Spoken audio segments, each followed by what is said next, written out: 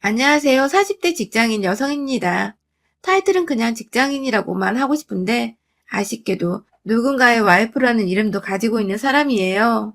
혼자가 낫다면서 한 지난 40 몇 년이 지난 세월 동안 단 한 번도 제 결심에 후회를 해본 적이 없다가 그래도 혹여나 이 사람은 다르겠거니 하는 마음에 정말 기대만 가득 채운 채 시집을 왔는데 정말 제 인생 중에서 가장 다사다난하고 여진이 수시로 강림을 하던 순간이 아니었나 싶습니다. 저희 남편은 집안의 장손이에요.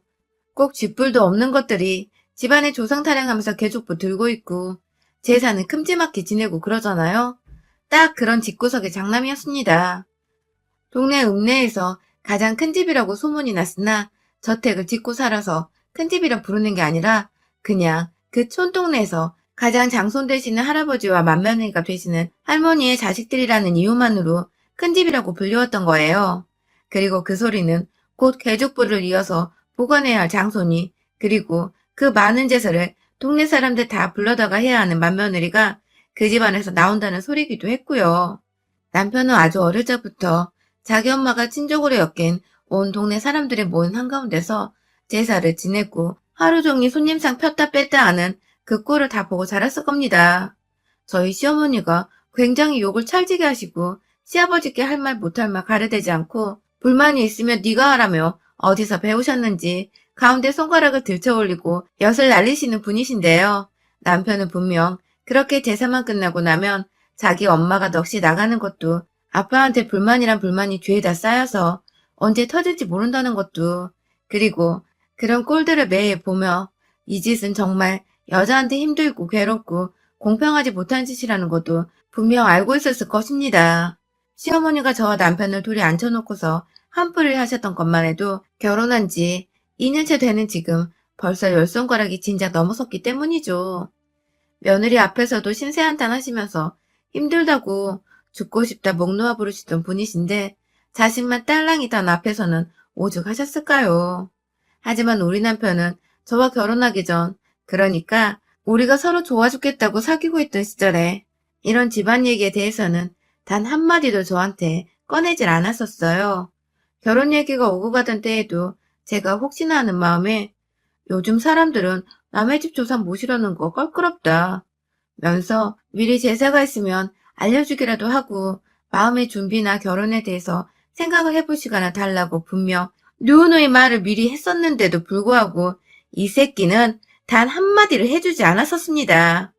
저야 뭐 남자가 딱히 집안일과 제사에 대해 모른다고만 하고 무슨 말을 안 해주니까 정말로 제사를 지내본 적이 없어서 모르는 것인가도 싶고 이 자식이 한 번은 자기가 성당에 다닌다고 자기 부모님도 다 같이 성당에 몇 번 가신 적이 있다는 말도 했었기 때문에 저는 종교적인 이유만으로도 이 집은 제사 자체를 지내지 않는 집이라고 당연히 생각을 했습니다. 위로 누나가 둘이 있다고 하는데 누나들하고도 막내가 잘 없을 뿐더러 서로 바쁘게 사느라고 얼굴 보고 살 기회가 적다고만 해서 전 이상하다고 생각을 하긴 했으나 정말로 형님 될 분들이 딱히 동생과 각별하게 지내는 사이는 아니라고 생각을 했습니다.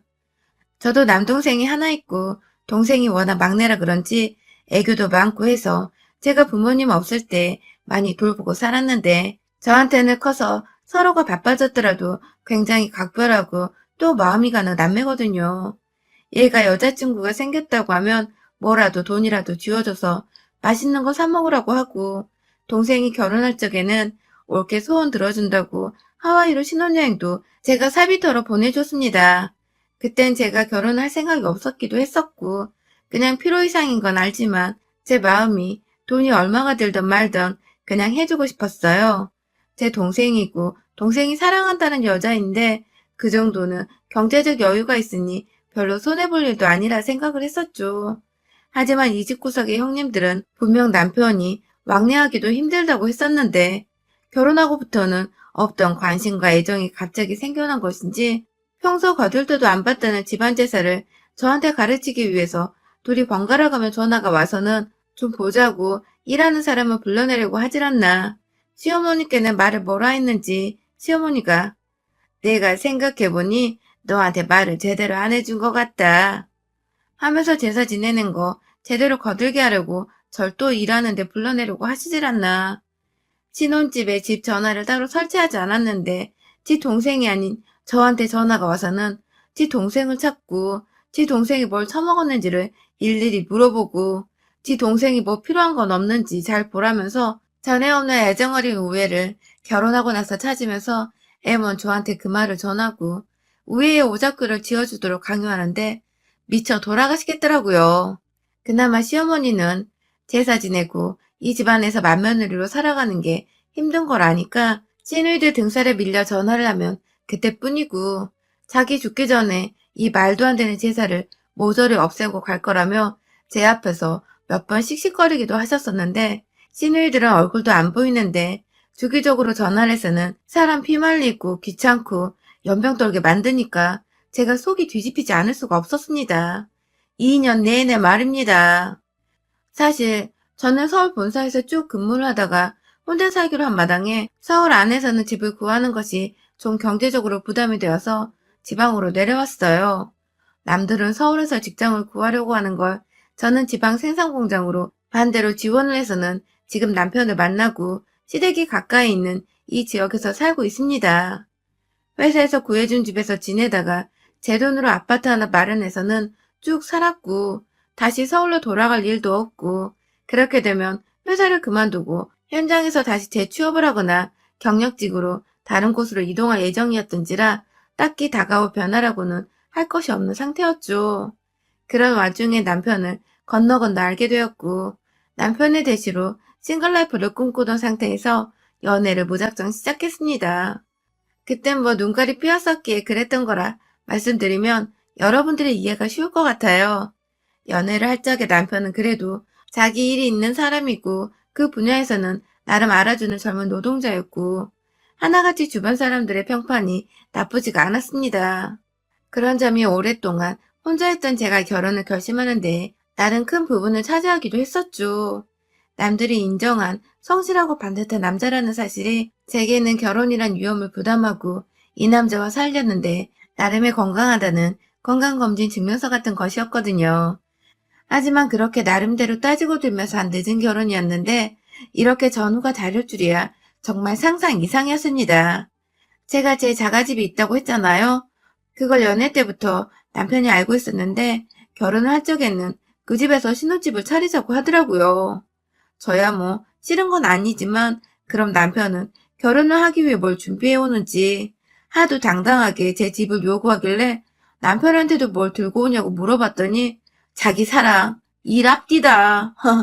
이 갓나 새끼가 진짜 제가 정색을 하자 그 소리를 금방 집어치웠지만 실제 남편은 저보다 나이도 3살이 많은 사람이 사회 경력으로 따지면 저랑 비슷한데 모아놓은 돈이 정말 몇 푼 안 되는 건지 옆 동네 부산까지 가서는 이케아에서 살림 가구를 사왔습니다.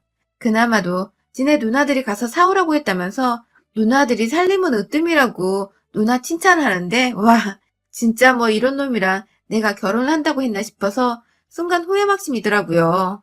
그 와중에 형님들은 결혼하고 나서도 꼭 저한테 전화로 내가 꾸며준 집 보고 싶다 얼른 이지랄을 하면서 겨우 이케아에서 가구 싸게 사는 법만 가르쳐 줬으면서 자기들이 꾸몄다며 제 명의의 제 집을 보고 싶다는 헛소리를 해댔고요. 실제로 큰형님은 부모님 둘 중 한 분 돌아가셔서 혼자 사시기 울적하시게 되면 저희 집에 모시고 살라며 아직 돌아가시지도 않은 시부모 방 하나를 제 집안에 만들어 놓으라고까지 하더군요.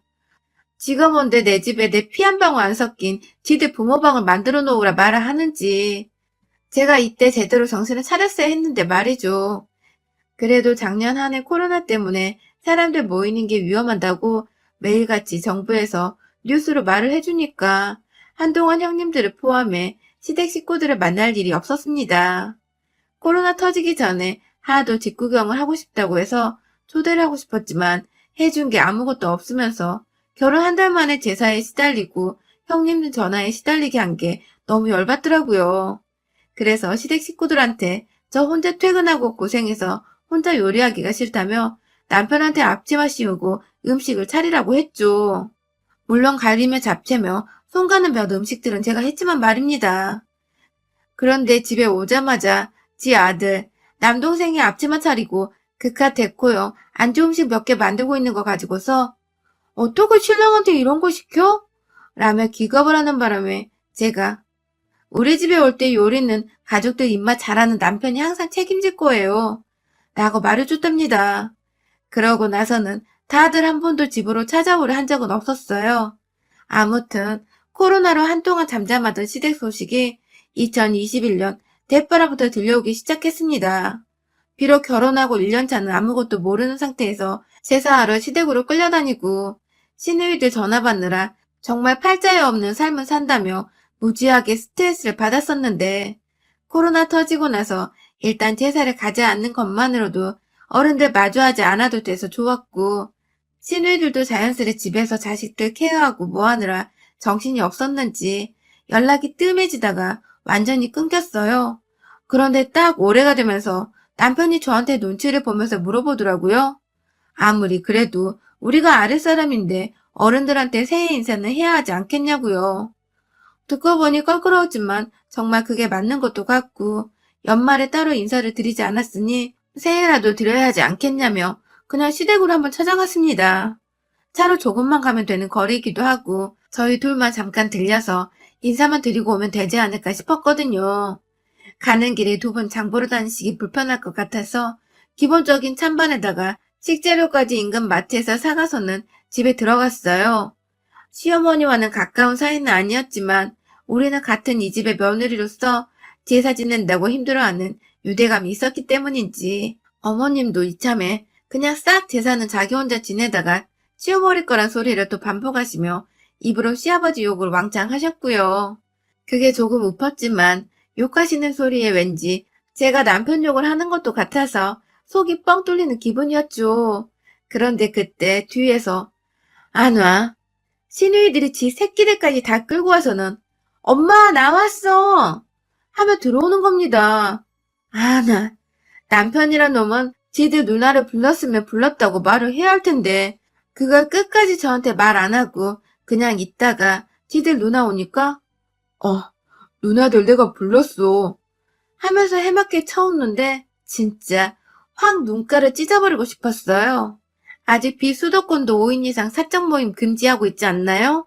근데 남편은 자기가 엄마 집에 간다고 또 누나들한테 쪼르르 전화를 해서는 말했고 그렇다고 그 얘기를 듣고는 시누이들이 좋다고 또 해볼래하며 친정으로 온 겁니다.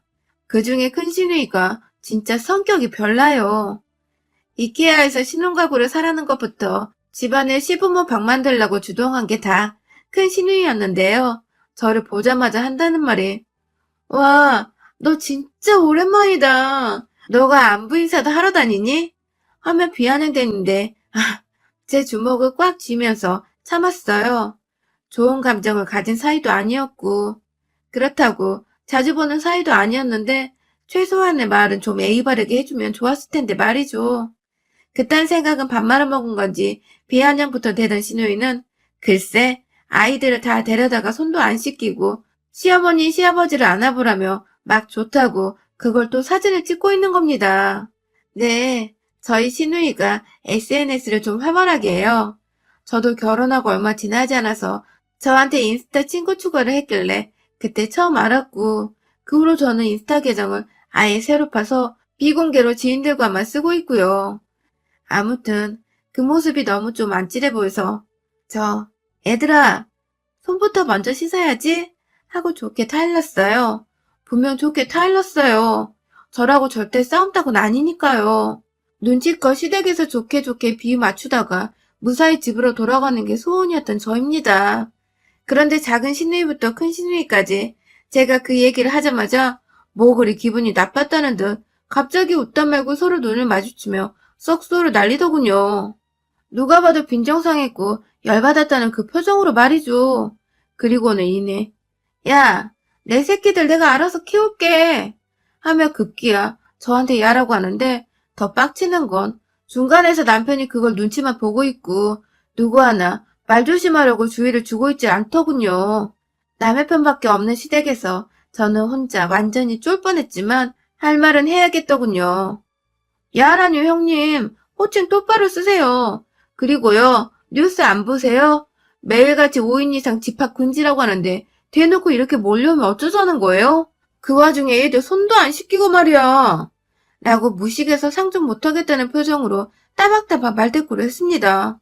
그러자 형님은 작은 형님부터 큰 형님까지 뭐가 그리 억울한지 씩씩거리면서 너 지금 뭐라고 했어?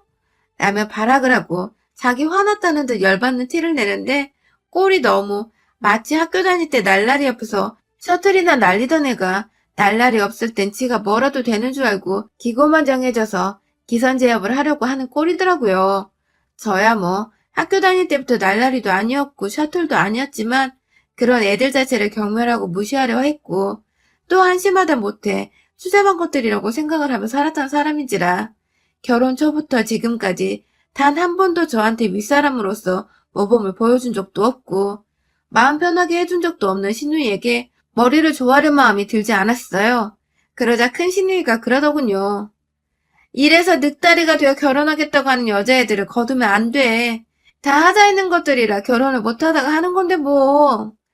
제가 놓쳐놓을 때 남편 만나 뒤늦게 결혼한 거 가지고 하자가 있다고 하더니 급기야 옆에 있던 작은 신우이가 그걸 거들면서 막 쳐웃더니 언니 말 조심해.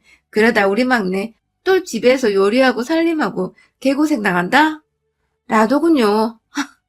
집에서 요리하고 살림하는 게 부부 사이에 공평한 일임에도 불구하고 개고생이라고 말하다니. 그럼 그 개고생을 같이 일하고 있고 집까지 마련해온 제가 하면 합당한 것이고 제 남동생이 하면 억울하고 불합리한 것이란 소리인 건지. 이것들이 누가 자매 안 일할까봐 한다는 짓거리들이 너무너무 열받더라고요. 그래서 소원대로 해줬습니다. 집 가서 지들 동생을 당장 개고생을 못 시키지만 시댁에서 개새끼로 만들어줄 수는 있었죠. 시부모님의 조카들, 시누이들이 다 지켜보던 그 거실 한복판에서 남편 새끼 목으로 날라차기를 해버렸습니다. 순식간에 제 발에 목젖을 강타당하고 아프다고 무릎을 찧어가면서까지 거실 바닥에 주저앉은 남편의 뒷대가리를 너 뭐하는 새끼가 네 마누라가 개소리 듣고 앉아있는데도 가만히 있어? 내 집에서 쫓겨나고 싶어? 하면서 소리를 꽥 지르니 다들 내 집에서 쫓겨난다는 그 소리가 유난히도 충격이었던지 어디 남편을 쫓아낸다고? 하면서 말까지 더듬으며 남편을 어찌 쫓아내냐고 막 훈계를 하더라고요. 소리를 지르거나 같이 욕할 줄 알았는데 지들도 지금 저희 부부가 사는 집이 제 명예인 거 알고 있어서 그런지 더 심한 말을 못하고 발만 동동 굴리더라고요. 차마 조카들이 보고 있는 와중에 지들 엄마를 때릴 수는 없어서 대표로 큰 신우의 멱살을 잡고는 벽으로 밀쳤어요.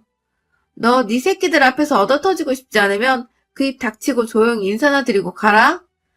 라며 귓속말로 말을 했더니 한참을 그 벽 앞에 가만히 서 있다가 애들 앞에서 자존심을 상했던지 할머니 인사드리고 가자 하며 얼른 인사부터 시키고 곧장 나서던 큰형님. 그러자 뒤에 남아있던 작은 형님은 차 한 대만 끌고 왔는데 자기를 내버려 두고 가냐면서 또 부모님께 인사를 후다닥 하고는 지 언니 따라 애들 데리고 뛰쳐나가더라고요. 이 모든 게 다 시누이들이 지네 부모님 인사드리겠다고 이 집에 들어온 지 20분 정도도 안 되어 일어난 일이었습니다. 시부모님 표정도 똥 씹은 표정인가 마찬가지였고요. 그런 시부모님께 마지막으로 정중히 인사를 건네드리고는 남편도 내버려둔 채 혼자 차키 들고 집을 나왔어요. 알아서 저를 개새끼 마냥 졸래 따라오는 남편에게 난 얼마든지 다시 싱글로 살 수 있으니 니들 식구들 내 앞에서 지랄 한 번 더 떨었다간 그리고 너도 그 사이에서 가만히 반감만 하고 있었다가 니들 단체로 목 따버린다? 하면서 손으로 남편 목젖을 한 번 더 강타하려고 하자 남편은 오오오 하면서 오바에서는 몸을 움츠리고 저는 또 그게 웃기다며 차키를 건네주고는 뒷좌석에서 편하게 드러누워 창밖 구경하며 드라이브하다 집에 왔습니다. 유난히 기분이 상쾌하기도 창밖으로 지는 노을이 아름답고 운치 있었던 날이었어요. 우리 형님들은 그날 지 동생이 내내 걱정이 되었는지 시어머니께 전화해서 닥달하고 괜찮냐고 물어보라 난리를 쳐서는 시어머니가 울며 겨자 먹기로 또 저한테 전화를 하셨는데요. 제가 네, 살아는 있어요. 라고 해부르자 거의 울음이 터질 듯한 목소리로 하는 탄식과 함께 알겠다고 전화를 끊으셨습니다.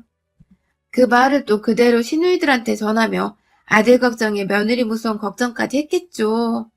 그래서인지 시누이들은 지 동생 살아는 있다는 소리를 들었을 텐데도 예전처럼 수시로 저한테 전화해서 지 동생 안부를 묻지도 않고 아예 동생한테 벨소리 한번 울리게 전화를 하지 않은 채 잠자코 잠수타는 중이고요. 에휴, 결혼이 참 뭔지. 말리는 시누이가 더 미운 법이라고 하는데 전 말리지 않고 입 꾹 다물고 남일 구경하듯 쳐다만 보고 있던 남편놈이 제일 재수가 없고 열불 터지더라고요. 제발요. 자기 와이프한테 대리워도 운운하지 말고 결혼했다는 이유로 쓸데없는 지들 형제자매한테 아부떨게 하지도 말고 본인이 잘하세요. 본인이. 형제자매님들도 마찬가지고요. 제발 결혼해서 들어온 새 식구를 가족이라는 이유로 함부로 말하지 말고 남이란 이유로 좀 더 애의 갖추며 살자고요. 여러분의 생각은 댓글로 남겨주세요. 오늘도 시청해주셔서 정말 감사합니다.